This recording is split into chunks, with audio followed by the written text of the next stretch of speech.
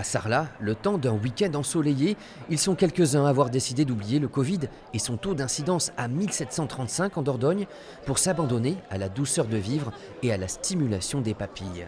C'est magnifique de voir autant de truffes. On arrive quand même à vivre, vous voyez, Et à bien vivre. et à bien vivre. C'est vraiment le luxe absolu, je trouve. Avec le soleil aujourd'hui, c'est vraiment magnifique. La mousse aux noisettes, c'est délicieux.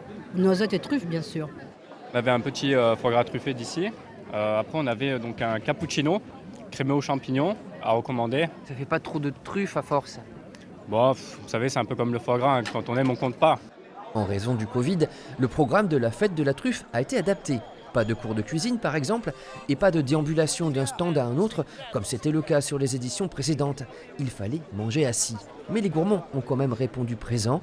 Ici, les œufs mimosa à la truffe sont partis comme des petits pains. J'ai l'impression que ça fonctionne plutôt bien, on croise pas mal de monde, les gens sont contents, donc nous on est contents aussi. À ceux qui se demanderaient pourquoi organiser une fête de la truffe alors que le thermomètre est au plus bas, sachez que c'est la pleine saison de ce singulier champignon à l'odeur caractéristique. C'est une truffe qui vient des coteaux du Sarladais, à quelques kilomètres d'ici, juste sur les coteaux de Sarlat, là, dans des chênes verts qui ont été plantés il y a 7 ans.